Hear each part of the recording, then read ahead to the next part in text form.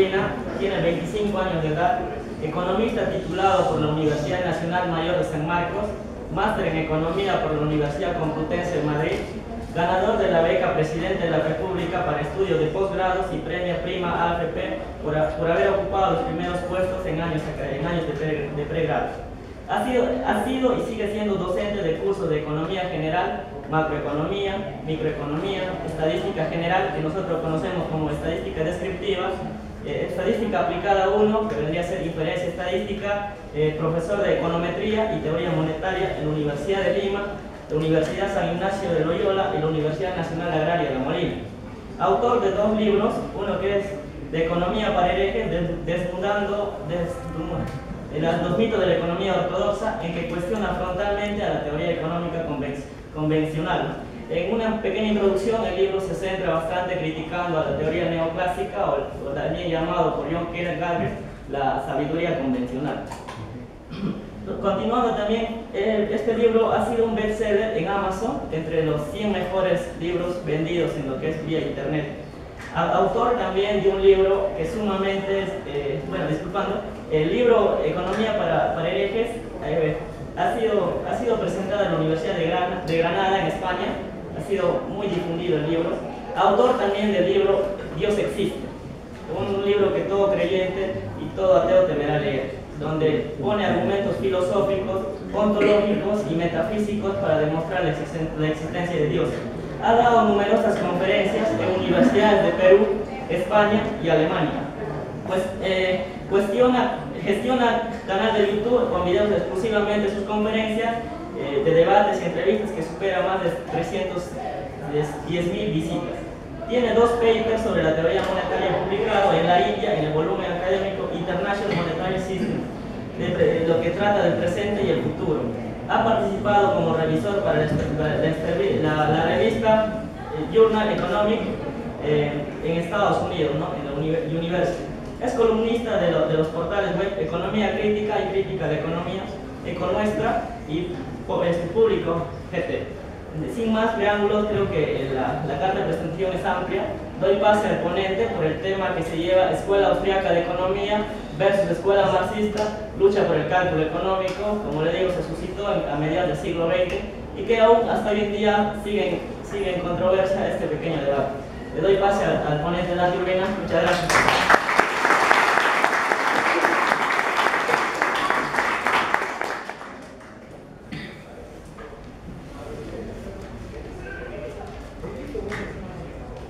¿Por qué una conferencia sobre escuelas de pensamiento económico? ¿Acaso para ser economistas no necesitamos simplemente saber algunas cosas básicas de finanzas o gestión pública y manejar el Excel? ¿Por qué la necesidad de ir más allá? Yo creo que por muchas razones. En primer lugar, si lo que deseas es ser alguien que realmente contribuya a tu región, a tu país, al mundo, requieres ser una persona con una visión amplia y profunda. El meramente ser una persona que sepa tecnocrática o mecánicamente ciertas cuestiones sobre finanzas o gestión pública y nada más que eso y no tengas mayor criterio que eso, va a llevar simplemente a que puedas aspirar a ser un empleado. Es decir, seguir las ideas y criterios de otro, pero no generar tú mismo cambios, no generar tú mismo innovaciones. Es que hay que distinguir lo que son las herramientas de lo que son los criterios, ¿no? Hay personas que pueden ser muy buenas teniendo herramientas, que pueden saber econometría y manejar bien Excel y Stata y MATLAB e Ibius y muchos programas, y pueden saber derivar matemáticamente varios modelos de modo maravilloso y sacar las curvas y hacer la modelización de estática comparativa, y pueden hacer cálculos de estados financieros y cuadrar balances contables muy bien y todo eso. Pero esas son simplemente herramientas, no te dan un criterio. Esas mismas herramientas pueden ser utilizadas para cosas buenas o para cosas malas, para políticas eficientes o para políticas ineficientes. Vamos, algo como el sicariato es algo que se tiene que llevar a cabo con eficiencia, pero eso no hace que sea bueno o deseable. Entonces, yo creo que debemos comenzar a tener una perspectiva de formación académica, de universidad, que no se reduzca a meramente formar tecnócratas o simplemente dar diplomas a la gente para que trabajen en algo y ya. O sea, no creo que la universidad deba reducirse a una fábrica de títulos, sino que tiene que ser un espacio para el pensamiento universal y para el debate. Cuando salen estudiantes que meramente tienen herramientas, pero no criterios, están destinados a seguir los criterios de otro. O sea, en resumen, a ser eternamente empleados que a lo más que puedan aspirar es más o menos ascender a algunos puestos y ganar un sueldo cómodo. Pero eso no significa trascender y no estoy seguro de que sea una perspectiva de vida suficiente como para sentir que estamos realizados. Es necesario ir más allá. Y en ese sentido no solo son necesarias las herramientas, sino también los criterios. Por ejemplo, el modelo de regresión simple en econometría, o el modelo renta-gasto en teoría macroeconómica, o la teoría del consumidor en microeconomía, son herramientas. El Excel, programa que se usa bastante cuando en el ejercicio profesional, es una herramienta. Pero si tú no tienes criterio, vas a depender simplemente de lo que te diga otro. Pero ¿cómo se forma el criterio? El criterio del economista y de toda persona en general se forma leyendo, debatiendo, profundizando, poniendo en cuestión las cosas, viendo distintos puntos de vista. Si tú ves un solo punto de vista toda la vida, difícilmente tendrás criterio para ponerlo en cuestión, pues. Entonces yo creo que este tipo de conferencias son importantes por esa razón. Si te limitas meramente a recibir lo que te puedan dar en el salón de clases y a estudiar exclusivamente lo necesario para aprobar los exámenes, la verdad es que no vas a llegar muy lejos. Si quieres llegar lejos, tienes que ir más allá de lo que te da la universidad, porque lo que te da la universidad es una base. Pero si tú te quedas con eso como si fuera un techo, estás perdido, porque no tienes ninguna ventaja competitiva con respecto a todos los demás que asistan a la universidad. En cambio, si tú vas más allá, perfectamente puedes trascender a nivel intelectual, a nivel profesional, a nivel laboral, etcétera, etcétera. Ok, dado ese preámbulo, vamos a entrar a discutir esta cuestión, ¿no? Lo que tenemos en nuestras manos es el debate sobre el cálculo económico, el debate sobre la planificación socialista, las posibilidades de planificación total de una economía. En suma, esto se enmarca en lo que ha sido el debate entre Estado y mercado, ¿no? Cómo organizar económicamente una sociedad poniendo ciertos criterios, principios de cuánto debe intervenir el Estado, cuánto debe intervenir el mercado, si todo debe ser puro libre mercado o todo debe ser una economía plenamente controlada por el Estado o si debe haber algo mixto, etc. Definitivamente esa discusión es relevante y hasta hoy en día la tenemos presente.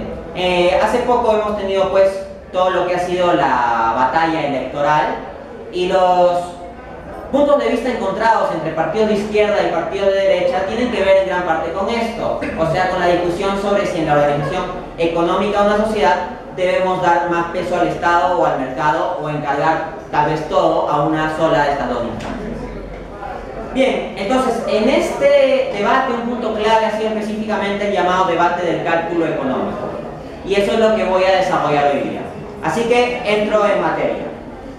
Bien, el debate sobre el cálculo económico se da en el contexto de la Unión Soviética. Como ustedes saben, en el año 1917, los bolcheviques, encabezados por Vladimir Lenin, ¿no?, dan como un golpe de Estado allí en Rusia y buscan instaurar lo que sería pretendida o supuestamente un sistema socialista, marxista, etc. Entonces, cuando se comienza a instaurar este nuevo sistema como alternativo al capitalismo, que había sido el sistema económico aceptado pues y practicado en general en la gran mayoría de países, ¿no? O sea, es el sistema económico de la modernidad, el capitalismo. Cuando se comienza a dar un intento claro, explícito y fuerte de socialismo, por supuesto que una pregunta muy importante va a ser si es que esto es viable, si es que va a ser sostenible que se pueda planificar toda la economía conforme a los planteamientos de los revolucionarios socialistas de la Unión Soviética. Y es allí donde se enciende el debate. Pero este debate tiene un antecedente. El antecedente está en el trabajo del sociólogo Wilfredo Pareto, que tuvo muchos aportes interesantes a la economía. Ustedes, cuando avancen en su curso de microeconomía, o los que ya lo han llevado, van a ver un concepto conocido como óptimo de Pareto, que es un concepto de eficiencia, que dice que la situación más eficiente es una situación tal donde tú no puedas aumentar el bienestar de una persona sin disminuir el de otra persona. Entonces, lo que hizo Pareto fue analizar matemáticamente cómo se podía llegar a esta situación de óptima eficiencia donde la sociedad tenga la máxima satisfacción. Y se encontró con que si tú dejabas que todo funcione en base al libre mercado, ¿no? O sea, puras transacciones libres de oferta y demanda sin mayor regulación, se llegaría a este óptimo. Por supuesto, eso lo hizo en el papel y con ecuaciones matemáticas, no es que haya una comprobación histórica absoluta de esto. Pero él dio una sugerencia interesante. Él dijo que teóricamente podría ser posible que el capitalismo y el socialismo sean equivalentes en términos de eficiencia económica. ¿Por qué? Porque si un Estado socialista gestionaba las cosas de un modo tal que las asignaciones productivas de las distintas cosas que se van a producir y consumir en la sociedad sea tal que se corresponda con lo obtenido en un orden capitalista y libre mercado, se obtendría la misma eficiencia. Entonces, si un Estado socialista pudiera, por decirlo así, cumplir estas ecuaciones, llegaría al óptimo de Pareto y tendría la misma eficiencia que el capitalismo.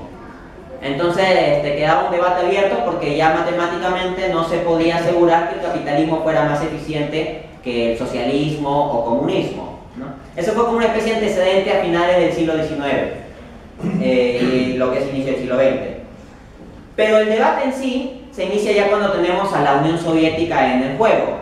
Y lo inicia el gran economista austríaco Ludwig von Mises, con un artículo de 1920 en donde habla sobre la imposibilidad del cálculo económico en el socialismo. ¿A qué se refiere esto del cálculo económico? El cálculo económico se refiere a la cuestión de calcular cómo vas a asignar lo que es la producción dentro de una economía. Es decir, ponte por un momento en los zapatos del planificador central socialista. O sea, tú eres el Estado, que no hay empresa privada, no hay un sistema de libre mercado, sino que tú eres el Estado que tienes que decidir unilateralmente cuántos zapatos se van a producir, cuánta mantequilla, cuántos vestidos, cuánto maíz, cuántas armas, etcétera, etcétera, etcétera. Entonces hay un problema de cálculo porque tienes que ver algún criterio para calcular cuánto produce zapato, cuánto de mantequilla, etcétera. Y lo que va a sostener Mises es que no hay en el socialismo una base racional para establecer este cálculo de modo correcto. ¿Por qué? Porque el socialismo, explica Mises, se basa pues en eliminar lo que es el capitalismo libre mercado. Y si eliminamos el capitalismo libre mercado, ya no tenemos el elemento que resulta de las interacciones de mercado, que es el precio. Ustedes han visto en sus modelos, ¿no?, que por el libre juego de la oferta y demanda se va configurando un precio. Si no tenemos precio de los bienes de capital, ni precio del bien trabajo, al precio del bien trabajo le llamamos salario, ni precio de las manzanas, ni de las mandarinas, ni de los tomates, ni de la mantequilla, ni de los zapatos, tenemos una dificultad porque los precios en el sistema capitalista más o menos dirigen qué conviene producir más, qué conviene producir menos, si aumentamos la producción de esto para el siguiente año o si más bien la reducimos. Pero lo que va a sostener Mises es que si en el socialismo no hay un libre mercado y por lo tanto no hay precios formados por este libre mercado, ya no existe ese índice, ese indicador de los precios que te permitan ver cómo asignar la producción. En particular Mises pone énfasis en el tema del capital, ¿no? Ustedes han visto los factores productivos en la función de producción neoclásicas, capital y trabajo. Por supuesto, no debemos olvidar el factor naturaleza, que lo olvida bastante la teoría neoclásica, cosa que cuestiono bastante en el capítulo 2 de Economía para herejes. Ahora, nos encontramos con lo siguiente: si hay que determinar cuánto capital se va a formar en una sociedad para que se produzca, requerimos alguna referencia del precio del capital. Entonces von Mises lo que sostiene es que las economías socialistas, al no tener precios de factor trabajo salidos del libre mercado como son los salarios, ni precios del capital, no tienen base ni siquiera para organizar su producción. O sea, no solo es que carezcan de base para organizar qué van a producir de tales o cuales bienes, sino que su principal problema es que no pueden saber con certeza cuál es la forma óptima de combinar factor capital y factor trabajo. En cambio, si tú ves tus cursos de microeconomía, en los modelos te plantean el precio del capital R, el precio del trabajo W, el factor trabajo L, el factor capital K, y haces una optimización matemática y con ello harías un cálculo. Lo que dirá Mises en resumen es que en una economía socialista no puede hacer tal cálculo. Ahora, yo estoy poniendo analogías con la economía neoclásica porque tal vez es un poco lo que más se conoce por la formación que se lleva en las universidades de todo el mundo. No obstante, Mises no va a hablar con estas ecuaciones. Von Mises es un economista de la escuela austríaca, y una de las características de la escuela austríaca de economía, un enfoque distinto al esquema neoclásico, que es el que se suele enseñar en todos los cursos de macro y micro, y cuando le dicen que les enseñan keynesianismo, en realidad no les están enseñando keynesianismo. Lo que les enseñan es la síntesis neoclásico-keynesiana, que es otra cosa, pero no me explayo al respecto. Volviendo a Mises entonces, Mises más que nada da argumentos relacionados con el orden espontáneo del mercado u orden natural, o sea, de cómo las libres interacciones llevan a la configuración de los precios más racionales. Bien, entonces Mises dio el primer disparo para que se encienda el debate, y ahí vino el debate, porque van a venir otros economistas como el rumano Ava Lerner y también el polaco Oskar Lange. Y básicamente el planteamiento de ellos es que se puede tener como una especie de socialismo de mercado en donde el gobierno pueda, a partir de ciertos precios artificiales, que no salgan del libre mercado, sino ciertos precios artificiales que se vayan asignando a las cosas, ir buscando la solución óptima. O sea, volvemos al tema de lo que decía Pareto.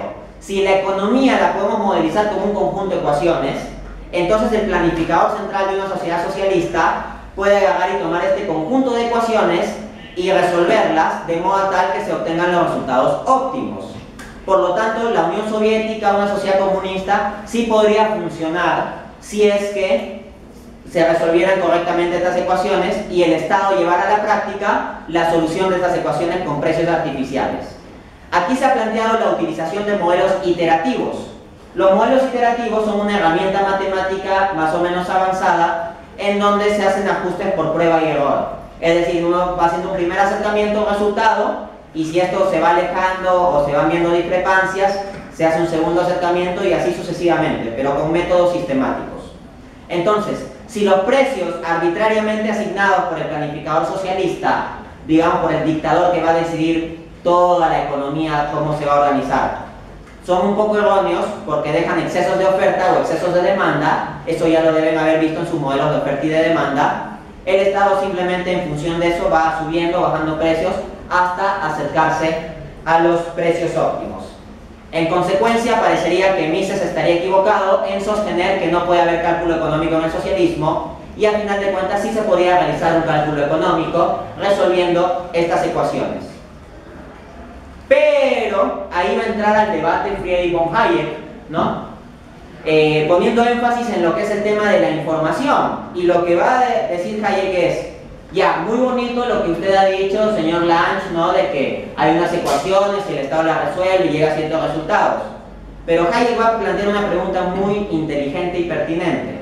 Hayek es discípulo de Mises, tal vez el economista austríaco más famoso del siglo XX. Hayek va a decir básicamente: oye, ya, tú resuelves esas ecuaciones, pero ¿de dónde obtuviste esas ecuaciones? ¿De dónde sacaste la información para tener esas ecuaciones que vas a resolver? ¿De dónde sacaste la información sobre las preferencias de toda la gente respecto a la manzana, las naranjas y los zapatos? Entonces, Hayek pone énfasis sobre el problema de información, algo muy interesante. ¿Por qué? Porque imaginemos que un Estado socialista tenga que producir, digamos, cunas para bebés, ¿ya? Recuerda que no hay libre mercado aquí, el Estado es el que tiene que planificar todo. Hayek ponía una ironía, ¿no? Diciendo que si había un error en la producción socialista de cunas para bebés, entonces había que hacer que la gente tenga más bebés, ¿no? O matar a los bebés que hay, de modo tal que la cantidad de bebés calce con la cantidad de cunas. O sea, como tú ves, cualquier criterio de decir, tal va a ser la cantidad de cunas puede ser arbitrario, a menos que tengas la información de la demanda de la población por cunas para bebés. ¿Cómo obtendrías esa información? Digamos que haces una encuesta. Tendrías que hacer un censo para tener la información exacta, o sea, encuestar a toda la población, cosa que en Rusia es muy difícil. Y más difícil todavía en esos años, ¿no? Hasta hoy en día, con la tecnología que tenemos, hacer un censo poblacional es complejo. Bueno, entonces digamos que tienes el censo poblacional. Entonces, ahí vienen a la carga con su réplica los economistas marxistas. Y lo que van a decir es que con los avances de las computadoras, cosa que se ve entre la década de los 40 y los 70, ya se puede hacer todos estos cálculos complejos y se puede recopilar bastante información y procesarla en grandes computadoras.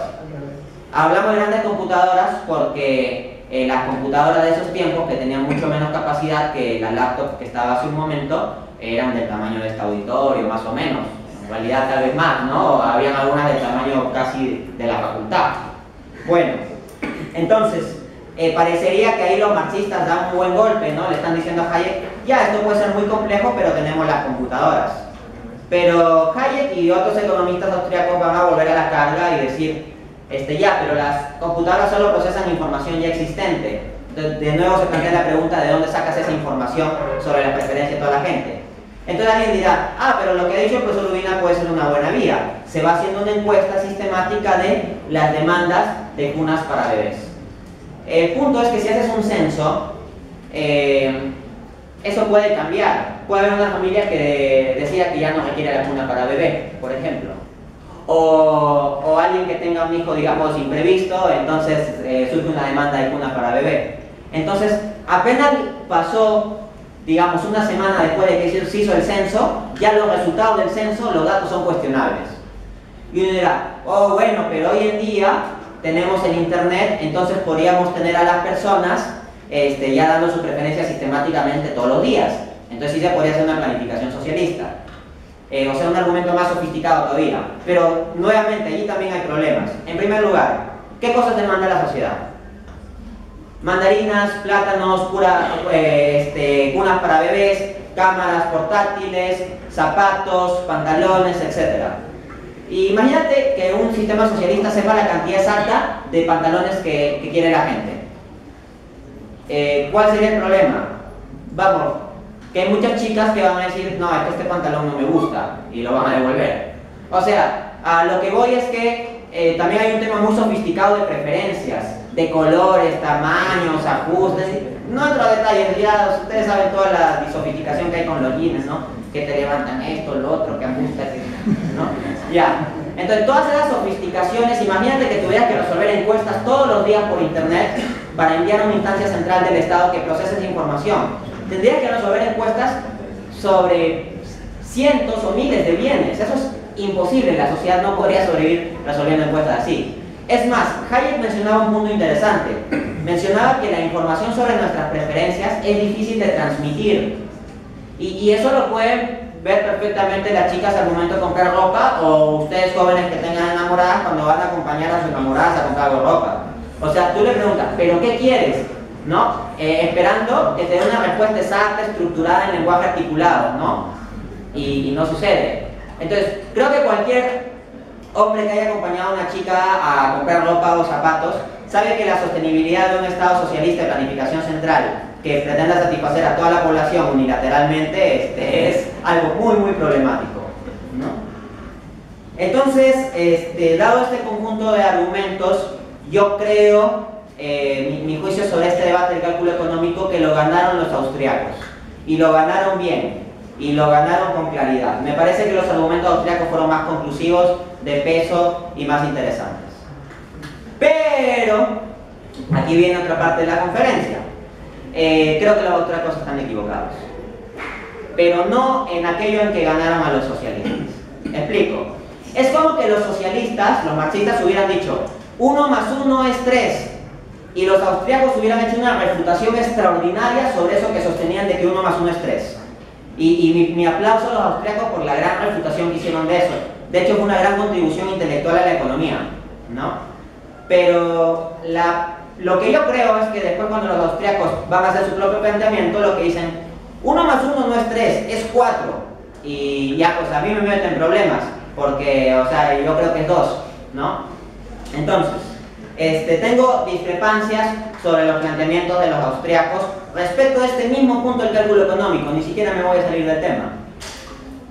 Considero que sus críticas a los economistas socialistas, marxistas, fundamentalmente están correctas. Pero ¿qué plantean los economistas austriacos sobre el cálculo económico? Lo que ellos plantean es que si tú dejas todo al libre mercado, sin ninguna interferencia del Estado, todo por medio de lo que Hayek llamaba el juego de la catalaxia, se van a obtener los precios libres del mercado y siguiendo esos precios libres se va a llegar a un orden social eficiente. En ese sentido, el capitalismo libre de mercado sería el mejor orden de todos los órdenes económicos posibles, basados en las interacciones libres sin que haya ningún Estado central planificando todo y cada una de las personas expresando sus demandas en función de sus preferencias particulares y los empresarios direccionándose en función de eso. Y aquí viene un punto clave que aportaba Ludwig von Mises. Von Mises en su obra La acción humana sostiene que hay una soberanía del consumidor en el capitalismo y lo que von Mises alaba es esa soberanía del consumidor. ¿Qué significa la soberanía del consumidor? Que en última instancia quien decide con sus preferencias y su forma de gasto y presupuesto qué se va a producir y qué no, y en qué cantidades, es el consumidor. Entonces somos los individuos, los consumidores, los soberanos del sistema. En cambio, en el sistema socialista, ¿quién sería el soberano? El Estado. Y específicamente la dictadura del Partido Comunista con el planificador central que decida cómo hacer las cosas. Bien, entonces von Mises va a plantear pues, que el capitalismo es un sistema muy bonito y es como una especie de democracia. Incluso von Mises dice que la democracia política más bien se queda corta respecto a la democracia económica. ¿Por qué? Porque von Mises explica que el mercado es una democracia. En el sentido de que así como una democracia tú votas por el candidato que tú quieres, en el mercado tú pones dinero en aquellos productos, gastas en aquellos productos que tú más prefieres. Entonces los empresarios se van a ver direccionados por eso y aunque los empresarios sean egoístas y solo les interese ganar dinero, lo que van a buscar para ganar dinero ¿qué es? Satisfacer al consumidor y van a generar bienestar social. Hayek decía que los empresarios se guiaban por medio de ¿qué? De los precios. O sea, el empresario no podía conocer todas las preferencias de los individuos. Así como no lo podía conocer el planificador central socialista, tampoco lo puede conocer el empresario. Ojo, Hayek dice que el empresario no puede conocer todo esto. Pero lo que dice Hayek es que por medio del sistema de precios, el precio es un indicador que le permite moverse al empresario. Es como una especie de faro alumbrador. Así que le muestra por dónde tiene que ir el barco de la empresa. Producir más de esto, menos de esto otro, subirle el precio a esto, bajarle el precio a esto otro, etcétera, ¿no? Perdón, las subidas y bajadas de precios serían los que lo irían direccionando para ajustar su producción y la forma y calidad del producto y también la cantidad. Bueno, entonces suena muy bonito, pero a mí en particular no me convence mucho. Y voy a explicar algunas cuestiones de por qué. En primer lugar, pongo fuertemente en cuestión, y esto es uno de mis tesis centrales en lo que es teoría económica, pongo fuertemente en cuestión la idea de soberanía del consumidor. Si ustedes van más allá del enfoque neoclásico y ven escuelas como el institucionalismo, que ve cómo las instituciones configuran a los individuos, o la economía conductual, que ve cómo la psicología, incluso el inconsciente, influye en nuestras decisiones económicas, o la neuroeconomía, que estudia cómo ciertas cuestiones del cerebro influyen también en nuestras decisiones económicas, o ven los resultados de economía experimental, se van a encontrar con que los consumidores no somos agentes racionales que simplemente de modo libre, autónomo y soberano decidimos lo que vamos a hacer, sino que somos bastante manipulables. De hecho, nuestro cerebro tiene dos hemisferios, el hemisferio izquierdo que es más racional y el hemisferio derecho que es más emocional. Hay publicidades de productos que se dirigen no al hemisferio izquierdo racional para que tú evalúes las características objetivas del producto y ver si lo compras, sino que se dirigen al hemisferio derecho, y eso va al inconsciente. Fíjate cómo en los comerciales de chocolate, por ejemplo, siempre hay una voz sensual. El punto es que tiene que ver lo sexual con los chocolates. En términos racionales, explícitos, objetivos, nada. Pero en términos subjetivos, de lo que va a tu inconsciente, ahí queda. Entonces, más que un consumidor soberano, lo que yo veo es un consumidor en gran parte manipulable. Y con las herramientas tecnológicas hoy en día de estudios de neurociencia, economía conductual, lo que es el internet, la superpublicidad por todas partes, veo que constantemente nuestras preferencias están siendo direccionadas. Von Mises planteaba que el productor tenía que someterse al consumidor porque no podía controlar sus preferencias, solo servirlas, produciendo lo que el consumidor necesite. Pero yo me encuentro que en gran parte los empresarios tienen a su disposición un conjunto de medios de producción de necesidades, como yo les llamo, para influir sobre la psicología del consumidor mismo e irlo direccionando, de modo tal que es el consumidor ya el que termina sirviendo al empresario y las preferencias son direccionadas para que se venda lo que a la empresa le interesa, ¿no? Bien, ese es un primer problema. En segunda instancia, no considero que los precios naturales del orden espontáneo hayekiano constituyan un orden racional. Por ejemplo, lo que decía von Mises es que en el mercado los precios se dan en función de los votos monetarios de la gente. Ahora imagínate esto, imagínate un hombre rico, con mucho dinero, que quiere leche para su gato. Y agarra y pone muchísimo dinero para comprar esa leche. Y un niño pobre de África que está a punto de morir y que digamos que quiera tomar leche para sobrevivir, pero no tiene los votos monetarios, pues, para pagar eso. ¿Qué va a hacer el mercado de acuerdo a su eficiencia, el orden natural espontáneo, sin que interfiera ningún Estado, como decía Hayek? Lo normal, agarrar y atender a quien da los votos monetarios, a quien está haciendo escuchar la voz de su preferencia o necesidad en el mercado, o sea, el hombre rico. Y el niño pobre no puede hacer escuchar su voz porque la voz no es la voz audible, sino la voz de los votos monetarios, o sea, del dinero que tú pongas, y él no los tiene. Entonces las desigualdades de ingresos en la sociedad capitalista ya ponen un problema a esta idea de la democracia por votos monetarios. No obstante, von Mises en su libro La acción humana da una réplica a esto. Dice, sí, hay desigualdades en la sociedad capitalista, pero estas desigualdades se deben a la meritocracia. O sea que hay personas que se esfuerzan más o que son más destacados o que tienen más talento y que por lo tanto las personas con más talento, más esfuerzo, es normal que ganen más. No niego y estoy perfectamente de acuerdo con que quien se esfuerza más tenga una mejor retribución. Eso es perfectamente razonable y justo. Pero el tema es el siguiente, hay un conjunto de cuestiones. Uno, no todos tenemos iguales oportunidades. Por ejemplo, hay quienes han nacido en cuna de oro, pueden ir a las mejores universidades, los mejores colegios, tener profesores privados de inglés desde los 5 años, tener estabilidad familiar, buena alimentación de pequeño, etc. Y esforzarse relativamente poco y llegar a un puesto gerencial en la empresa de papá o de algún amigo de papá. En cambio, hay también, y por la libre empresa, por la libre contratación, lo pueden contratar. Nadie debería prohibir eso en un sistema meramente libre. Ahora, pero también hay el que nació en una familia pobre, no tuvo oportunidad de acceder a un curso privado de inglés, así que difícilmente puede irse al extranjero, ¿no? O si tiene que aprender inglés lo tiene que hacer por su cuenta, con el esfuerzo y dificultad que ello implica. Ha tenido que estudiar en una universidad nacional, con problemas, tiene poco acceso a libros, sus propios padres de familia no tienen mucha cultura, así que no lo pueden orientar mucho. O sea, todo esto, y puede ser que esta persona se esfuerce muchísimo, muchísimo, pero no necesariamente llegará a los mismos resultados que el primero. Entonces aquí ya no estamos en un mero asunto de meritocracia, sino también que hay desigualdad de oportunidades. Si todos tuvieran exactamente las mismas oportunidades, podría funcionar la cosa. Pero ¿qué pasa? Imaginemos que von Mises diga, ya, vamos a darle igualdad de oportunidades al inicio, cosa que dice von Mises. Ya, pero el problema es que justo a la etapa siguiente, ya se va a haber configurado una desigualdad, y el solo hecho de que haya personas que sean hijos de los que ya tienen más poder económico, ¿no?, o cultural, ya tienen una ventaja. Una ventaja que estos no consiguieron por su esfuerzo, simplemente tuvieron la suerte de nacer de sus padres y punto. Entonces hay una discusión también sobre el derecho a la herencia. Y con las millonadas de dinero que manejan ciertas familias, las herencias pueden ser significativas y tener importancia en la configuración del sistema económico y la desigualdad de ingresos. Cosa que ha demostrado el economista francés Thomas Piketty en su libro de 2014, El capital en el siglo XXI. Entonces, para mí esto es una dificultad seria, entonces no veo que se cumpla ese modelo meritocrático.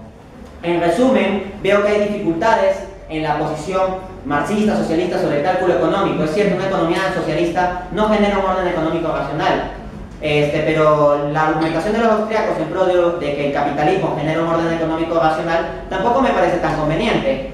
Sigo citando un artículo de Hayek. Hay un artículo de Hayek muy genial donde él habla sobre cómo los precios permiten movilizar toda la información sin necesidad de que uno solamente lo conozca.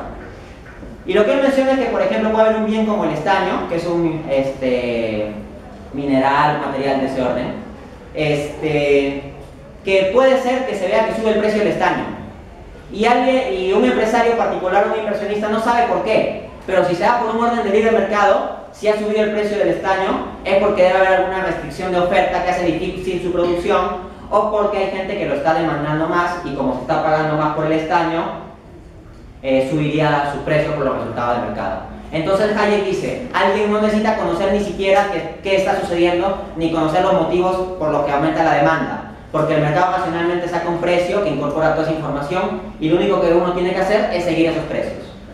Ahora déjame ponerte un ejemplo que refiero en el capítulo 6 de mi libro Economía para herejes. Imagínate una sociedad en el Medio Oriente que le falta agua, pero todos sean hayekianos, así de la escuela austriaca. Entonces ellos seguirán y el precio del agua está muy alto y ellos no pueden pagarlo. Entonces ellos dirán, bueno, de acuerdo al orden natural y espontáneo del libre mercado, sucede que en alguna otra parte del mundo que nosotros no conocemos o por alguna razón, hay alguien que necesita más agua que nosotros, está expresando con más fuerza su necesidad en el mercado por medio de sus votos monetarios con la demanda y eso hará que los precios suban. Entonces sí es trágico para nosotros, pero es el orden racional de que el agua sea más cara para nosotros.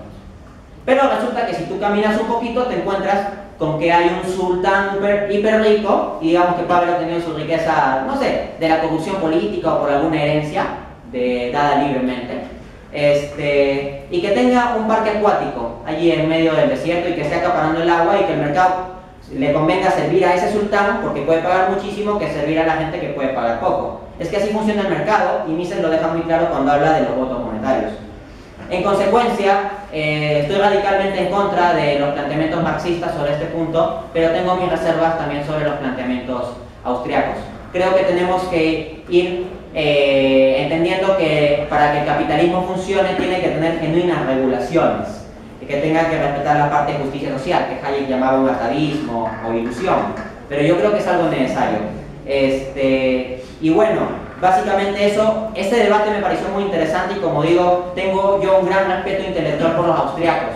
Ojo, el hecho de que uno tenga discrepancias no implica que tú piensas que la otra parte no tiene una gran contribución o algo así. De hecho, los economistas austriacos, hay muchos aportes que a mí me apasionan. A Hayek lo he criticado fuerte hoy día, pero vaya que yo defiendo varios puntos de la epistemología en artículos como La retención del conocimiento, cuando ganó el premio Nobel en 1974, o su artículo sobre los fenómenos complejos, la teoría de los fenómenos complejos de 1964, en un volumen en honor al epistemólogo Karl Popper. Con Mises también encuentro cosas interesantes y, como dije, las críticas que ellos hicieron a los socialistas me parecieron geniales. Bien, en resumen, esta es mi visión al respecto y demos espacio al debate. Gracias.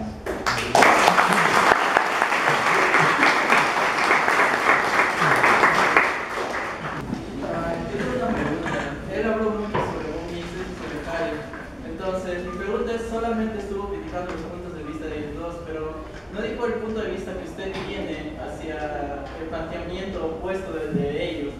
O sea, si ellos dicen, digamos, como hablan sobre un tema y yo no estoy de acuerdo con eso, entonces me gustaría saber el por qué no estoy de acuerdo. Y también habló algo sobre el socialismo con respecto a la producción de pantalones, maquillajes y cosas así del estilo de preferencia de las mujeres. Cuando un Estado intenta hacer un socialismo, yo creo que debería hacerlo con las principales fuentes de producción, como digamos las materias primas y cosas así, no necesariamente con los pantalones y cosas así. Por ejemplo, un gran ejemplo de esto es Bolivia. La economía en Bolivia está siendo mucho mejor que en los años anteriores, ¿ya? Y ellos se han basado justamente en eso, no en una manera capitalista ni neoliberal. Y justamente me gustaría que tal vez pueda explicarme eso de lo de Hayek de Mises. ¿Por qué él dijo eso? Bien. Un conjunto de precisiones. A ver, en primer lugar, por supuesto, la conferencia tiene un tema demarcado, ¿no? El tema demarcado de la ponencia es el debate sobre el cálculo económico entre marxistas y socialistas. Si yo hubiera tenido que...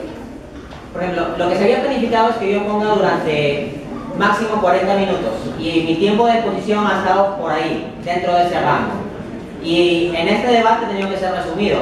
Y si ustedes se han percatado, incluso he hablado con cierta rapidez, ¿ya? Entonces, a ver, el solo hecho de, por ejemplo, haber explicado solo lo de Mises, ni siquiera citar a Hayek ni a nadie más, con el suficiente detalle, cuidado, poder explayarme ya hubiera llevado pues mínimo 1 hora, y eso. Entonces, tenía que explicar un debate amplio, ¿no? Donde participaron diversos economistas, teóricos, un debate con diferentes dimensiones, y por lo tanto me veo obligado a resumir como siempre, ¿no? Entonces, me he centrado en explicar la perspectiva marxista, el punto de vista austriaco, cómo los austríacos a mi juicio logran refutar exitosamente a los marxistas, y yo explico las razones por las que no estoy de acuerdo. Ojo, no es que yo diga, no estoy de acuerdo con los austríacos y punto, he detallado por qué no estoy de acuerdo. Tal vez hay que distinguir dos preguntas. Se me hace qué es lo que yo planteo, y sí, eso no lo he desarrollado en la ponencia. Pero una pregunta distinta es por qué no estoy de acuerdo, y eso sí lo he desarrollado, aunque sea de modo breve. Ahora, ¿qué es lo que yo planteo? Claro, desarrollarlo me hubiera llevado varios minutos y tendría que hacer muchas sofisticaciones y matizaciones y traer a colación varios paradigmas de economía. En primer lugar, creo que a lo largo de la ponencia, si alguien sabe leer entre líneas, mis propios planteamientos al respecto ya están implícitos en todo. ¿Por qué? Porque yo no estoy criticando por criticar, sino que hago la crítica desde una cierta racionalidad, hago la crítica desde una cierta perspectiva. Entonces, al momento en que estoy haciendo las críticas, ya en los puntos que estoy señalando, ya implícitamente se ven qué soluciones se estaría proponiendo. Por ejemplo, creo que sí, debe haber un capitalismo, no como orden absoluto, pueden configurarse otros órdenes económicos en un futuro, pero de lo que tenemos disponible, me parece que un capitalismo es un orden económico razonable, pero no un capitalismo neoliberal. Y aquí hay que distinguir, pues señores, por ejemplo, se dice que la economía de Bolivia no ha sido capitalista, neoliberal. Ahí hay que distinguir cuestiones. En particular, lo que podemos decir es que la economía de Bolivia, que como bien ha señalado, ha tenido un éxito económico muy interesante, no es neoliberal, pero sí es capitalista. El Estado no tiene la propiedad de todos los medios de producción. En Bolivia hay empresas, en Bolivia hay sistema de precios, en Bolivia hay cierta inserción al comercio internacional, etcétera, etcétera. Entonces, de todas maneras, tiene un marco de propiedad privada de los medios de producción. Es una economía capitalista donde el Estado tiene un papel donde interviene estratégicamente. Eso hace que sea una economía capitalista, no neoliberal. Entonces, volviendo a la primera cuestión de cuál sería mi propia postura, bueno, en mi libro Economía para herejes desarrollo más ampliamente al hacer críticas de diversas escuelas mi propia postura, pero y voy a escribir un libro incluso al respecto de esto de la manipulación del consumidor y un análisis global de todo el sistema a nivel filosófico, ecológico, económico, sociológico, donde voy a desarrollar esto con más detalle, o sea, poner la mía, ¿no? Mi propia postura.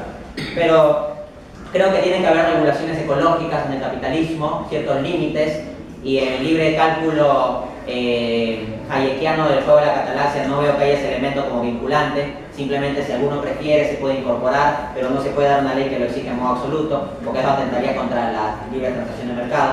Yo creo que eso sí hay que regularlo. Hay que poner regulaciones sobre el tema de la publicidad y las posibles manipulaciones al consumidor. Creo que hay que procurar una igualdad de oportunidades, dando una educación pública de calidad y de buen acceso. O sea, si se da educación pública para todos, pero de mala calidad, no hay igualdad de oportunidades. O si hay educación pública, pero no se permite así nomás el acceso, también estamos con un problema. El punto es que los economistas austríacos, por ejemplo, en general, tendrían reservas sobre una educación pública generalizada, ¿no? Hay autores de extremos como Hans Hermann Hoppe, etc. Entonces, básicamente mencionar esos puntos, ¿no? O sea, la distinción entre capitalismo y neoliberalismo. El neoliberalismo es una forma específica de gestión del sistema capitalista.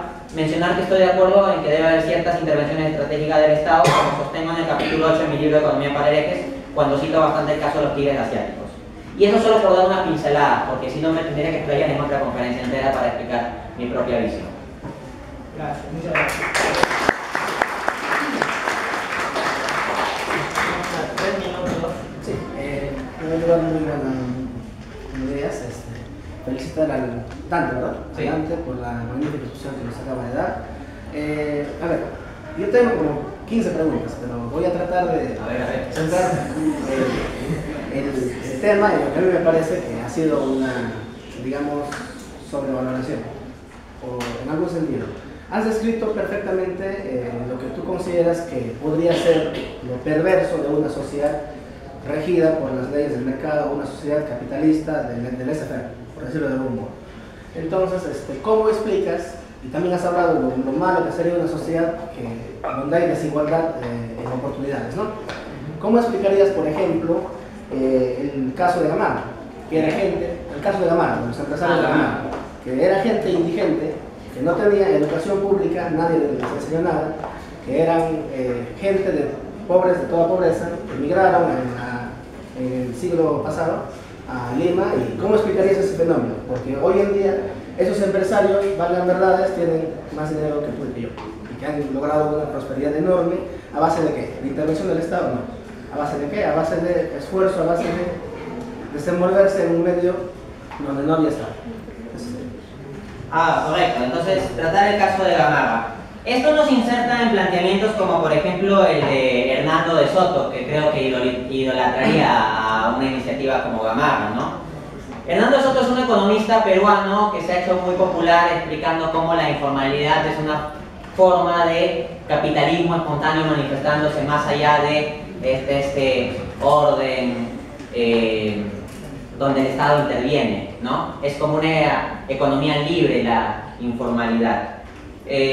Bueno, yo he dado una conferencia entera en la Universidad de San Marcos sobre crítica a los planteamientos de Hernando de Soto, y varios de esos puntos se pueden tomar para esto, ¿no? Así que si alguien quiere ampliar, yo lo referiría allí. La conferencia se titula Análisis crítico del libro El otro sendero de Hernando de Soto, está disponible en mi canal de YouTube.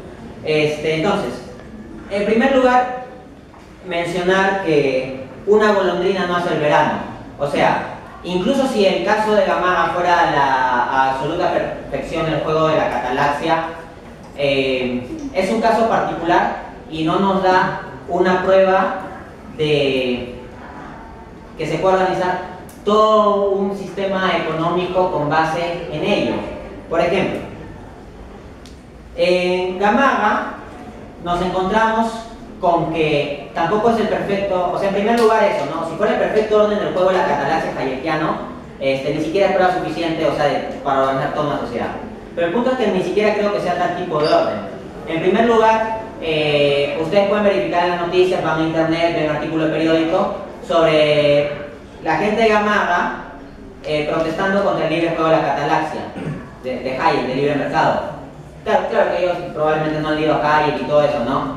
Como bien dijo el compañero, yo he leído a Hayek, ellos no, pero ellos tienen más plata que yo, seguramente, y son magnates, pues, ¿no? Bueno, pero ¿a qué quiero ir aquí? Quiero ir a que si tú lees algunas noticias te vas a encontrar con que ellos se oponen a ese libre juego. ¿Por qué? Porque cuando quieren entrar productos chinos o ropas chinas, la gente de Gamarra sale, oye, que esto que el otro. Entonces, veo que si hubiera alguna especie de economía liberal, libre, así que está funcionando allí, está acotada. O sea, no lo quieren ver como un orden extenso, que es lo que quisiera Hayek. Pero disculpa, yo hablé de cómo se formó Gamarra, no lo que hoy exigen medidas proteccionistas del Estado, es otra cosa. Yo hablé de cómo se formó Gamarra y cómo llegaron a ese nivel de prosperidad. ¿Gracias a qué? Gracias a la inventiva individual, a la creatividad que ellos tuvieron, a ningún orden planificado. Bien, ok, pero punto uno, quisiera dar unas pinceladas generales sobre el caso de Gamarra, pues en el contexto de lo que era la exposición. Ahora, si vamos al tema de la formación, o sea, aquí también hay un conjunto de puntos. En primer lugar, la cuestión de la informalidad. O sea, la informalidad también implica un conjunto de trabas y desventajas. O sea, tampoco es que se haya generado un orden perfecto, tampoco a partir de allí. De otro lado, en ningún momento de mi exposición yo he sostenido que se deba ahogar o eliminar la iniciativa empresarial o que el Estado sea absolutamente necesario para toda iniciativa económica. Por supuesto que si yo hubiera sostenido en mi exposición que una intervención del Estado, un apoyo del Estado es absolutamente necesario para cada emprendimiento económico y sea una condición sine qua non para que se dé alguna actividad, por supuesto que el caso de Gamarra sería una refutación terrible contra eso, ¿no? Pero no, en ningún momento he sostenido ello. Más bien creo que las fuerzas del Estado y del mercado deben trabajar conjuntamente. En ese sentido, o sea, creo que Gamarra también debe tener, por ejemplo, ciertas regulaciones. Ahora, si vamos al tema del proceso de formación de Gamarra, sí, tiene que ver bastante con peruanos emprendedores. Pero quiero, de todas maneras, dejar en claro, como también hice en mi conferencia sobre Hernando de Soto, que hay que alejarnos, no obstante, de la mitología del peruano emprendedor. ¿A qué voy con esto? en que siguiendo una línea de pensamiento tipo Hernando de Soto, uno ve a la señora que prepara emoliente a la salida de algún sitio y dice, ah, esa es una emprendedora. O ves a alguien que es el rey de la papa en la parada y dice, ah, ese es un emprendedor. Y va, a ver, no sé si se nada objetivo, pero emprendedores, o sea, a niveles chumpeterianos, ¿sí? Son varios de los empresarios de Gamarra, no todos, son Bill Gates, son Steve Jobs, una super figura. Entonces, Joseph Schumpeter, que es de la tradición austriaca, plantea que para ser emprendedor hay que tener unas características muy especiales. El Schumpeter no sostiene que todos los seres humanos tienen esas características. Entonces, si hay un conjunto de seres humanos que tienen esas características, perfecto, y que hagan iniciativas como Gamarra o como Apple de Steve Jobs, y el Estado más bien no debería estar poniendo trabas a eso, regular nomás si pasa algo raro, nada más. Pero, de acuerdo al propio Schumpeter, que está también dentro de la tradición austriaca, y no es para nada un anticapitalista, sino un economista procapitalista, no todos los seres humanos son así. Entonces eso no permitiría construir un orden económico total. Entonces, la iniciativa de Gamarra, por supuesto que es una muestra del éxito que puede tener la iniciativa privada, y yo estoy de acuerdo con eso, ¿no? Pero como hablo de la organización económica general de una sociedad, pondría en cuestión si con eso podríamos organizar el conjunto de lo social, si no todas las personas cumplen esas características de emprendimiento que pueden profundizar leyendo el Schumpeter. Muchas gracias.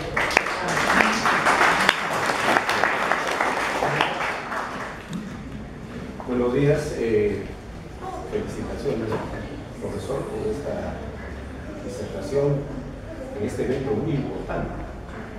Y es muy loable que existan acá la inquietud de algunos alumnos que propicien este tipo de seminarios, charlas, discusiones, polémicas, porque ya lo dijo muy bien, de que no solamente hay que tener conocimiento en el aspecto de los instrumentos o las variables macroeconómicas, microeconómicas o de política económica que nosotros podemos tener, sino también hay que tener criterio. Y para tener criterio hay que investigar, hay que estudiar, hay que leer, hay que polemizar, hay que discutir. Y ahí van a salir nuevas ideas. Lo que usted está hablando de Schumpeter fue un economista muy romántico, tal vez el economista más romántico llamado dentro de la historia, y Tomás Malthus fue también el economista más pesimista que tuvo la historia de la economía. Schumpeter, dentro de uno de sus pasajes dentro de la literatura macroeconómica, decía de que en la sociedad existe un grupo de personas que les gusta el progreso y el desarrollo de su pueblo. ¿Y quiénes son esos tipos de personas? Son aquellos llamados emprendedores, aquellos empresarios, aquellas personas que también asumen riesgos, ¿no? Y lo que usted dice de que todavía emprendedores, usted lo llama pero yo le diría de que la palabra emprendedor viene a ser aquella persona que tiene sueños hacia un futuro mejor, aquella persona que tiene una visión diferente para poder hacer próspero a un pueblo, a una sociedad, individualmente, aquella persona que le gusta competir en diferentes escenarios económicos, aquella persona que le gusta solucionar diversos problemas. El emprendedor es un imaginativo, es un creador, una persona que puede innovar muchas cosas, y es aquella persona que le gusta ganar la guerra, y no, por más que haya perdido muchas batallas, pero lo que le gusta es ganar la guerra.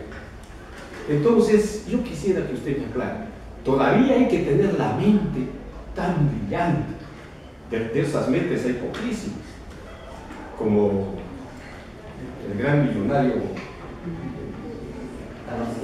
el segundo gran millonario, no, lo que está hablando de Microsoft, Bill Gates, disculpen, de Bill Gates, todavía hay que tener esa mente brillante, ¿no? De esos hay pocos, para todavía llamarse emprendedor.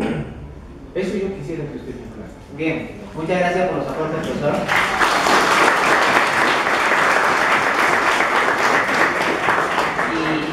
Y me deja una grata impresión, ¿no? O sea, es bueno que haya profesores que tengan esa amplitud de criterio y sepan sacar el jugo a eso, ¿no? A veces uno simplemente va a ver lo que el profesor explica en clase y dice, profesor, ¿va a venir eso en el parcial? No, ya. Sí va a venir, ya, eso sí, ¿no? Y no va más allá de... Bien, sí, me parece un punto importante. Es cierto, Joseph Schumpeter fue tal vez el más romántico de los economistas, ¿no? Y en ese sentido él también fue romántico respecto a su concepción del empresario. Como bien apuntó el profesor, ha hecho una buena reseña de lo que es Schumpeter. Cuando le comenzaba a escuchar, sentía que faltaba un término clave de los planteamientos de Schumpeter, pero usted lo dijo con otras palabras, sí está completo. Que él habló de que el emprendedor tiene que crear, porque mientras falte la palabra innovación en la definición de emprendedor schumpeteriana, está totalmente incompleto, ¿no? Pero el profesor habló claramente de crear, hacer cosas nuevas, etc. Entonces, por eso, yo pongo los ejemplos extremos para que la cosa quede claro. Cité a Steve Jobs, por ejemplo, ¿no? Porque si hubiera citado a alguien que no sea tan conocido, tan prominente como emprendedor como Steve Jobs, tal vez no hubiera quedado tan claro. O sea, lo que quería hacer era una contrastación entre Steve Jobs y la señora que vende emoliente. O sea, ojo, no tengo nada en contra de eso y para mi mayor aprecio para la señora. Pero el tema es que de lo que yo sí cuestiono es que se le llame emprendedor, o sea, de aquí hasta allá. Entonces, es cierto, no podemos tampoco poner a los emprendedores a solo los que estén a nivel de Steve Jobs, o sea, porque si no en el mundo tendríamos unos 10 por ahí, ¿no?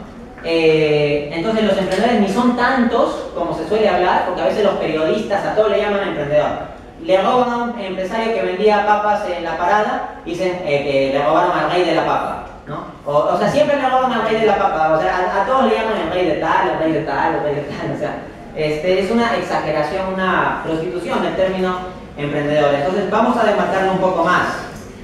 Emprendedor, desde la visión schumpeteriana, tiene que ver con el que innova. Comprar barato y vender caro y hacerte un montón de plata, siendo con bastante iniciativa y empuje, es un buen negocio, pero no te hace un emprendedor porque no estás creando.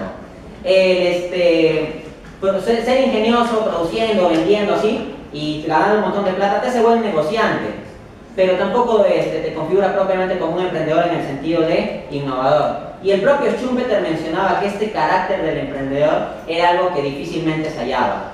Entonces yo diré que no serán pues 10 hombres en todo el mundo, pero es que tampoco serán muchos. Y para la cantidad de gente que llamamos emprendedor acá en el Perú, a veces en la jerga de los medios de comunicación, es demasiado, ¿no? Entonces, ni son tan poquitos como para que tengan que estar al nivel de Bill Gates, pero tampoco son tantos como se suele usar a veces el término. Entonces, en resumen, ¿qué criterio te estoy dando? Que para que hables de emprendedor, tiene que ser una persona que haga un negocio económico, sí, con éxito, empuje y todo eso, pero eso no es condición suficiente. Lo que corresponde a condición suficiente es que innove. Si encuentra la variable de innovación, ahí sí, ¿no? En resumen eso. Bien, chicos, yo quisiera dar un punto de vista. El problema de lo que suscita, bien claro, el emprendedor, la función empresarial de la escuela austriaca es bien clara, que hay conocimientos que hay que adquirir, eso usted debe conocer, y dentro de la historia del pensamiento económico se considera a Andrés Schumpeter, aunque yo no lo considero muy bien, un austriaco, por la función de innovación, ¿no? La acción humana es igual que la función empresarial, e incluso el término empresa en el diccionario Real Academia es aquella acción que uno realiza para obtener algo. Entonces la empresa es igual que tener un beneficio empresarial. Claro está en el libro de Jesús Huerta de Soto. Andrés Oppenheimer en su libro Basta de Historias, dice, ¿cuál es el problema de América Latina en temas de emprendimiento y empresa o temas de innovación? El único problema es que los académicos o los intelectuales llamados dentro de América Latina, el 87% de los egresados son científicos sociales. Aunque valgan verdades, ¿dónde hacen sus investigaciones? Es al Estado, el sector público. Todas las maestrías, y quiero ser bien crítico, se hacen dentro del gobierno, del Estado, que se le quiere llamar. Yo considero una hipertrofia total de esta situación. En cambio, lo que pasa en el sector, lo que dice Bill Gates, lo entrevista todavía Andrés Oppenheimer, le dice, ¿cuál es la postura para llegar a este punto de investigación? Y bien claro saca de una manera conclusa lo que dice Bill Gates, y que dice, el error de América Latina es investigar al sector público, todas las investigaciones se hacen, mientras el 87% de los egresados de lo que es Estados Unidos o de lo que son países desarrollados investigan, son ingenieros y su investigación es al mercado. Solo quería acotar esto porque realmente en América Latina todo el mundo se queja de la historia, de la pesadumbre que se vive, y yo considero un error fatal. Dejemos el pasado atrás, iremos para adelante. El tema de innovación, y eso es lo que a mí me gusta de la escuela austríaca, lo digo públicamente, es la función empresarial, el conocimiento tácito, que Karl Polanyi también lo habla, Karl Polanyi lo habla acá. Entonces, de acá hay una divergencia total de lo que yo creo y considero un error de las universidades públicas, de centrar en una investigación que es el sector público y dejar de lado al mercado. El Fondo Monetarista, el Banco Mundial, el Fondo Monetario, incluso hasta el mismo premio Nobel, y lo cito Milton Friedman, Oliver Armstrong, incluso hasta el mismo también denominado Joseph Stiglitz y Krugman, quería en cierta manera civilizar el mercado. Un error fatal. Y dentro del libro de Manejar la globalización se nota que se entró toda una política estructural para centrarnos y arraigarnos dentro del Estado.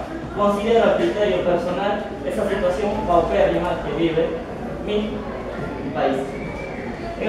Coincido con ese diagnóstico, en particular, sí, me parece que tenemos una hipertrofia de burocracia, es demasiado. O sea, en nuestro país se requieren más carreras técnicas, más gente de ciencias puras, más ingenieros. Tenemos demasiados abogados. Y sé que entro sí, a agarrar carne, lo sé, pero vamos, un ingeniero en general, o sea, gana más dinero resolviendo problemas. Un abogado, en la medida en que se perpetúen y compliquen más los problemas, le da más oportunidad. Y me encuentro o sea, con una burocracia enorme.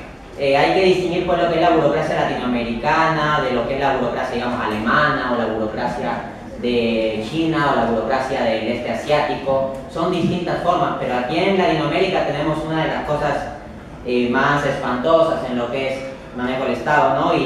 Y claro, por supuesto se deben ver las dos partes, el mercado y el Estado.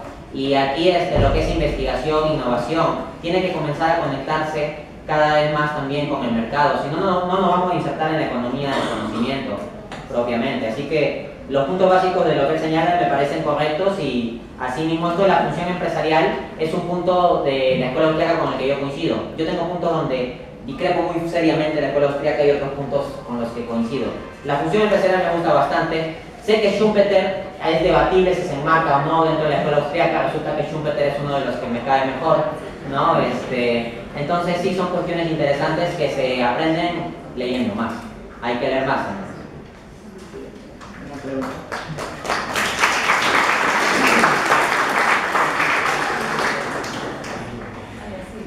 Solamente era para tomar las palabras del compañero cuando habla del caso de Gamarra. A mí me parece que ese caso dibuja bien claro lo que hablamos acerca de la individuación, de la creación del individuo. Es un producto moderno. Antes de que se hiciera Gamarra, ese señor, ese individuo, era un agricultor. Él decidió dejar la sierra, él decidió dejar su campo para salir de ahí y llegar a la capital. Ese acto de la migración es un acto moderno. Es un acto que yo decido dejar de ser agricultor, dejo mi actividad por otra cosa que yo no sé qué va a pasar. Yo no sé qué va a suceder con mi vida, pero dejo esto seguro, que es algo que a mí me da mi alimento todos los días, y me voy a la ciudad y no sé qué va a suceder ahí. Eso es algo moderno, eso es innovador, eso es algo nuevo. Entonces, cuando llega a la ciudad, va a encontrar unas condiciones que obviamente no le va a él a solucionar sus problemas inmediatos. Y en ese contexto de dificultad es que va a crearse este empresario.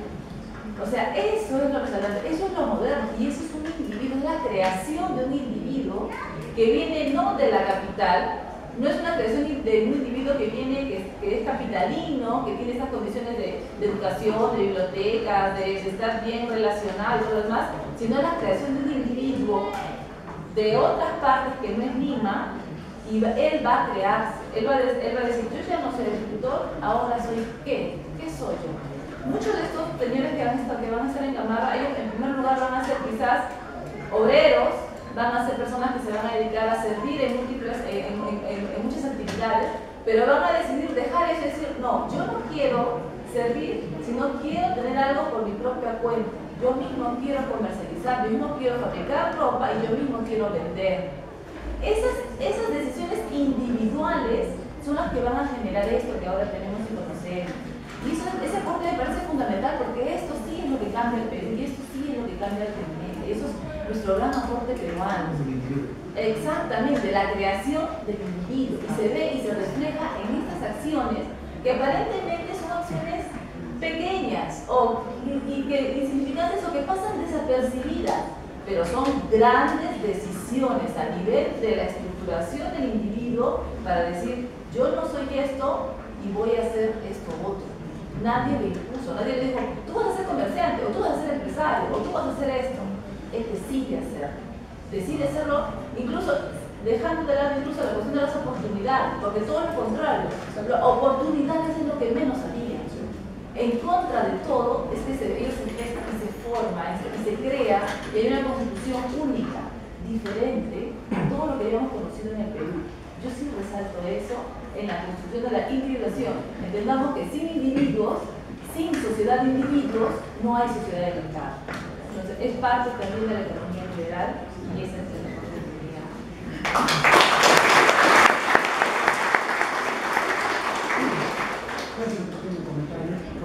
También quiero participar. Creo que a veces escuchamos muy atentamente, ¿no? A los ponentes. Mi inquietud es lo siguiente, ¿no? Sabemos nosotros de que durante diferentes corrientes teóricas que hemos venido estudiando, desde la corriente tal vez mercantilista, ¿no? Que pasó luego a la neoclásica, la neoclásica y las otras teorías, todas estas teorías siempre han buscado el bienestar, la felicidad. Los líderes siempre han buscado cómo ser más sus respectivos países, ¿cierto? De lo cual, bueno, ha habido muchos logros en muchos países, ¿no? Por aplicar esos modelos, hay esas teorías, lógicamente bien sustentadas. Pero sin embargo, desde que se dice que aparecen las naciones modernas, han habido poblaciones desplazadas, poblaciones pobres en todos los países, ¿no? Hoy en día existen. Entonces, mi inquietud es que está manejando lo que es la teoría, la corriente austriaca, ¿cuáles son las recetas para poder, por ejemplo, que has mencionado, que hay muchas sociedades no tienen condiciones económicas para poder competir frente a otras sociedades que han avanzado bastante, ¿no? Vienen años, pasando siglos, etc. Entonces, ¿cuáles son esas recetas, esas teorías de la escuela austriaca que está dando a esta sociedad para poder de repente, ¿no? Llegar un poco más a ser más iguales, de repente a llegar a tener mayor felicidad, mayor bienestar? Y en las sociedades justamente que son las desplazadas, ¿no? Las desplazadas. Eso lo quisiéramos saber. Bien, la escuela austríaca en la política económica, o sea, para ponerlo sencillo y claro, la política económica que propone la escuela austríaca, la política económica que propugna y ha defendido fuertemente la escuela austríaca, es que no hay que hacer política económica. Explico. Entendido la política económica como una intervención del Estado para direccionar la economía en función de ciertos objetivos como baja inflación, mayor crecimiento, pleno empleo, lo que ven es macro, ¿no? Eso es lo que también abogan mucho los keynesianos. Los austríacos discrepan de eso, de ahí que haya habido fuertes debates intelectuales entre Keynes y Hayek. Entonces, lo que sostienen los austríacos es que el progreso de una sociedad se obtiene no mediante políticas económicas específicas dirigidas por algún Estado bien o mal intencionado, sino por dejar operar el libre mercado. Entonces, para ellos lo que habría que hacer para sacar a la gente de la pobreza sería quitar regulaciones, permitir que puedan entrar libremente sin restricción a cualquier negocio, transacción, ¿no? O sea, permitir que surja el libre juego del mercado, de la oferta y de la demanda, ¿no? No amagarlos con subvenciones o cuestiones de ese tipo, ¿no? Para los austríacos, la dinámica natural del mercado dejado a sí mismo, si no hay interferencias, generaría progreso. De hecho, lo que se mencionó sobre la tesis del ciclo económico de los austríacos, lo que sostiene von Mises y Jesús Huerta Soto lo sigue en esto, es que las crisis se originan por intervenciones del Estado. Entonces, si el Estado no interviniera, Hayek llega a decir que no tendríamos fluctuaciones fuertes de la producción. En resumen, lo que propondrían los austríacos es que vayamos a un modelo de libre mercado, abandonando burocracias y regulación.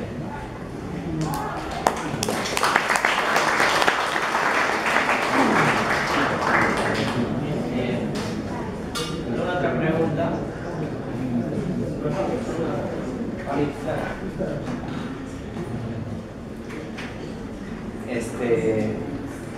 Yo voy a comenzar primero agradeciendo la participación que está teniendo acá nuestro ponente.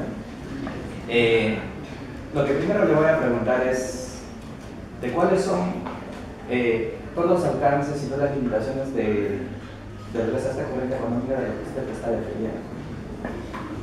La pregunta entonces, usted sabe que para nuestros tiempos, en nuestra actualidad, la economía de lo que es en nuestros tiempos está fluctuando demasiado y que la variable exógena está interrumpiendo lo que es el tema de crecimiento económico en las diversas economías. La distinción de las economías de pleno empleo es totalmente diferente hacia las economías que no son de pleno empleo. ¿Por qué receta plantearía usted para tratar que este crecimiento económico que estamos teniendo, la economía peruana, que tenga lo que es una convergencia económica mucho más al 5 o 6%? ¿Cree usted que es realmente posible? Bien, y aparte de eso, estaba hablando usted sobre la teoría de Schumpeter. Schumpeter plantea también si una economía y que no hace lo que es el tema de innovación, el tema de procesos, el tema de mercado, el tema de producto, simplemente su crecimiento a largo plazo no es sostenible. Y usted sabe que nosotros no somos una economía de ¿Y cómo salir de eso? ¿Qué hacer? ¿Y qué tipo de recetas económicas aplicarlas como para salir de eso? Yo le digo, por ejemplo, lo que es un caso. Sabemos que de lo que es en un tema de investigación, en tema de patentes, en tema de publicaciones, la economía nacional o la población de nuestro país no estamos bien. ¿De cuánto por ciento destinamos lo que es al tema de investigación? Al tema de I+D+I, por ejemplo, ¿no? El 0.15%. Si tú le preguntas, por ejemplo, a un centro académico tradicional, ¿usted conoce Stata? ¿Usted conoce Data Mining? ¿Usted crea data?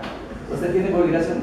Simplemente los ponen con algún enojo y no conocen sobre lo que es el tema de gestión del conocimiento, de cómo se puede capturar el tema de conocimiento explícito, de tácito, lo que es explícito, porque usted sabe que para que la economía lógicamente converja a largo plazo se necesita de todo ese tipo de cosas. ¿Qué hacer? ¿De cuáles son las limitaciones de tu modelo y cuáles son las alcances que puede tener para la economía nacional? Ok. ¿Cuáles son los alcances y limitaciones de mi modelo? Bueno, en primer lugar, plantear que yo tengo una grandísima limitación, tiempo. Es la peor limitación así que tengo. Porque en sí, de acuerdo al contexto de la pregunta que se me ha formulado, lo que se me está pidiendo es un resumen de un plan de gobierno entero. O sea, que ahorita haga un resumen del plan de gobierno de cómo solucionaría todo esto del Perú. ¿Ya? Y me entenderán que hacer o sea, hasta un resumen de ese tipo ya es una labor fuerte, ¿no? Pero yo pondría en cuestión esto de mi modelo o la receta. No creo que exista la receta. Eso lo explico claramente en el epílogo de Economía para Herejes. La última parte de Economía para Herejes se titula ¿Qué hacer? Y lo que plantea es, luego de haberse destrozado la economía neoclásica, ¿qué hacemos? Y una de las cosas que dejo claro es que considero negativo pensar que con una sola receta o con una sola línea de receta se pueda solucionar toda la realidad. En eso estoy muy de acuerdo con Hayek. Hayek tenía un libro que se llama La fatal arrogancia. Y en el libro La fatal arrogancia, su tesis central es que tanto los planificadores soviéticos socialistas como los intervencionistas keynesianos habrían caído en la fatal arrogancia de creer que pueden controlar o direccionar la economía, pero que la economía es algo mucho más complejo de lo que podemos imaginar y diseñar. Entonces yo coincido fuertemente con Hayek. En lo que discrepo con Hayek es que Hayek después va a una línea de que dice que hay que tener humildad y someternos al juego del libre mercado y nada más. O sea, le doy la razón en su crítica a los socialistas y también parte de los keynesianos, pero en el otro tengo reservas. Entonces, no creo en una receta única. No creo que la revolución de los partidos proletarios, instaurando la dictadura del proletariado y todo eso solucione todo. Tampoco creo que una mera receta como la que he explicado los austríacos, o sea, de que no haya ninguna receta y todo sea puro libre mercado y simplemente de regular todo para la economía sea una forma viable. Entonces no creo ni en un extremo ni en otro. Más bien lo que yo creo es que un buen economista debe tener amplitud de teorías económicas, de enfoques, y cuando trate problemas concretos, ser pragmático. O sea, no daría una receta general que yo pretenda que valga para todos los países y ni siquiera que valga para Perú todos los años. Y ni siquiera que valga en modo total. Sino lo que yo creo es que los economistas debemos ir teniendo criterio, amplitud de visión y en función de cómo son las situaciones, de modo pragmático pero con una buena base teórica, ir proponiendo las cosas que se requieran. Ahora, como la respuesta a esto puede ser muy larga, porque como digo, tendría que hacer como una especie de resumen de lo que sería como mi plan de gobierno, yo lo refiero a una conferencia que también recientemente di en San Marcos, que se titula Retos y análisis crítico del plan de gobierno del nuevo régimen.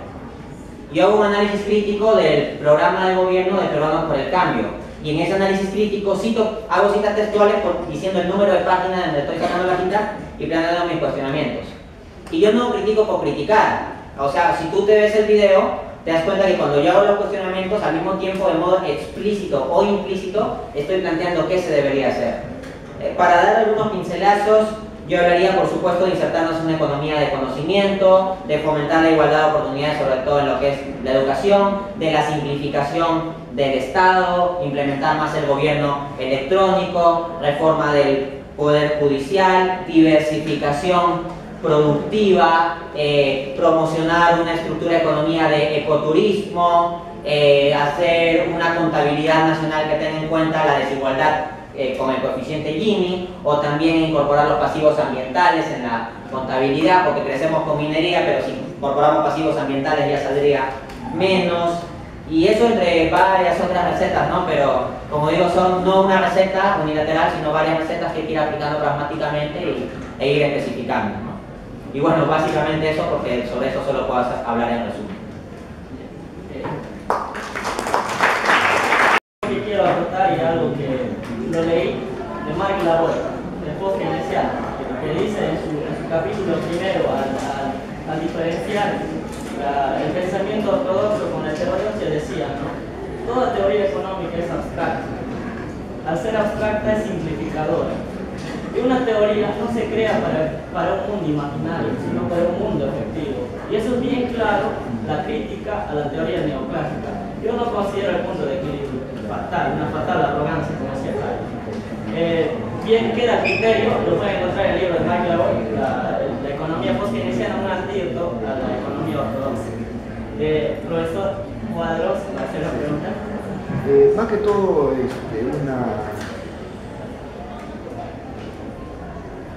el tema de su enfoque lo ha hecho en un tiempo y un espacio, ¿no es cierto?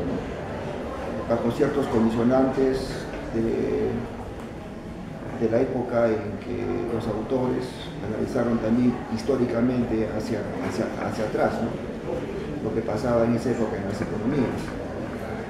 Y todos sabemos que en el tiempo también aparecen nuevos condicionantes que nos van falseando las hipótesis, las proposiciones, y estas van siendo rechazadas o aceptadas o no, simplemente no validadas, ¿no es cierto?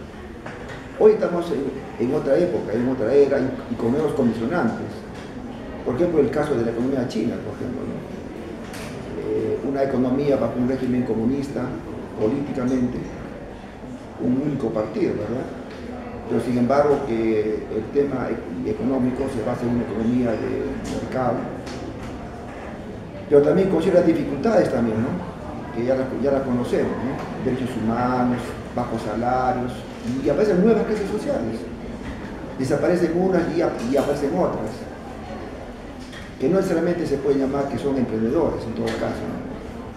Porque en el caso de Gamarra es una discusión que va para continuar, hay muchas ópticas, muchas opiniones, no necesariamente fue porque eran campesinos que se fueron a la ciudad, ¿no?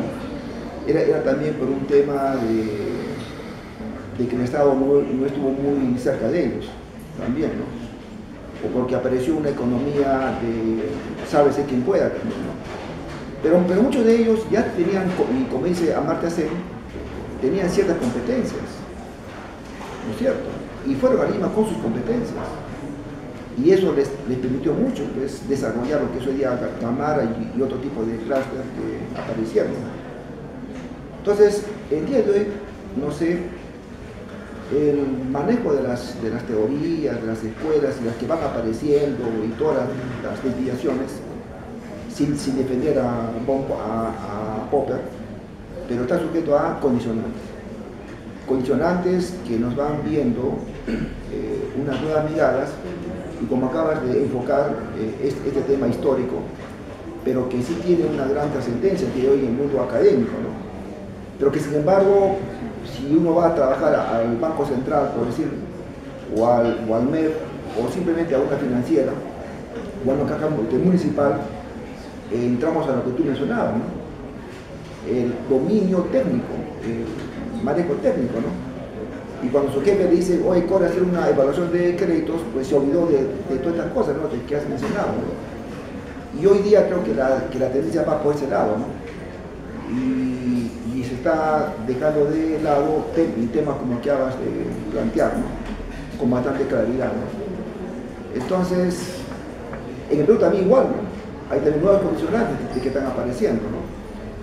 Y por ejemplo, en el caso de Lima, ¿no?, Cono Norte, Cono Sur, ¿no?, todo lo que es los olivos, por ejemplo, ¿no?, ya dejó de ser Villa del Salvador en su momento, ¿no?, todo un tema que se estudió y se sigue estudiando, ¿no?, cómo se desarrolló, ¿no? Y también has mencionado, por ejemplo, el tema ecológico, el tema medio y ambiental, hasta el tema sexual también hoy día, ¿no?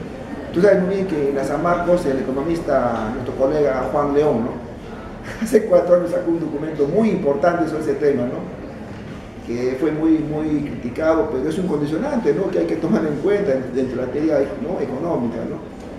Y eso, como tú mencionabas, el tema del gusto, las preferencias del consumidor también, ¿no?, tiene que ver con esos temas también, ¿no?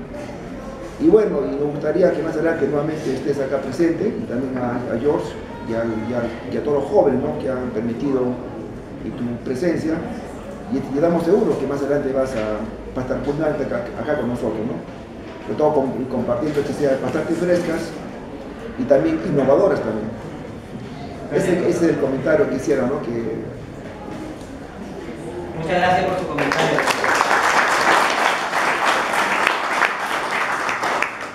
Chicos, por orden de tiempo, vamos a permitir 2 preguntas nada más para poder ya dar por finalizado esta ponencia. La pregunta es de mi compañero Tony. Luego. Bueno, buenos días. Lo que quería preguntar en sí es una idea que al menos en internet mucho se habla, es se llama la economía en base a recursos, que tiene más o menos esa idea de socialismo, pero enfocada en lo que es la tecnología, que dicen que puede ser que la tecnología genere esa producción en masa y podamos tener mayor beneficio y así podamos conseguir lo que es la felicidad. La pregunta que yo le hago es si esa teoría o esa posición es viable o es posible. Perfecto. Interesante cuestión, ¿no? A ver, esto de la producción en masa, la verdad es que ahí volvemos al tema ecológico que había traído a colación el profesor, ¿no? Hay un enfoque de economía que se conoce como economía del decrecimiento, que plantea que hay límites ecológicos para el crecimiento económico. Entonces, si hubiera alguna forma de tecnología que pudiera generar un montón de producción masiva, por las leyes de la termodinámica, necesariamente tendrá que ser la tecnología que sea a partir de ciertas materias primas preexistentes. Entonces, esto lo desarrollo un poco en capítulo 2 y capítulo 10 de Economía para Herejes, esta cuestión de la economía ecológica, pero yo vería un límite en el aspecto siguiente. Imaginemos que tomemos como referencia que un buen modo de vida sea, digamos, el de Estados Unidos, que muchos toman pues el American Way of Life como un referente así de lo que es un ideal económico individual. ¿Qué pasaría si toda la población mundial llegara a eso, o se pusiera un sistema que produjera para que toda la población mundial tenga garantizado o pueda acceder a ese nivel de consumo? El planeta no lo aguanta. Allí cito unos datos. Imaginemos que todos los habitantes de la India consuman tanta luz al mes como un habitante de Noruega, o que los habitantes de África consuman tanto alimento en promedio al mes como los habitantes de Japón, o que los bebés de China gasten tanto en pañales como un bebé de Suiza. Entonces todo esto implica carga ecológica. Entonces ahí habría un aspecto. De otro lado, sobre si un esquema socialista podría garantizar el progreso tecnológico, hay quienes lo ponen en cuestión. Milton Friedman mencionaba que la General Motors y la teoría de la relatividad general no salió de una oficina burocrática de gobierno, ¿no? Sino de individuos. En ese sentido habría que ver estructuras inteligentes desde el Estado para ver cómo promocionar la innovación individual. Suena medio contradictorio, pero sí se puede hacer, pero no del todo tampoco. O sea, se puede hacer en cierto nivel. Alemania lo hace en gran parte y China tiene experiencias interesantes. También China tiene el tren bala más rápido del mundo, por ejemplo, y es un gran desarrollo tecnológico, ¿no? Y lo ha hecho dentro de una estructura en donde las empresas, o sea, fundamentalmente son públicas y la inversión privada está bastante acotada en lo que puede hacer, ¿no? Entonces, yo daría un poco de observaciones sobre lo que me mencionó.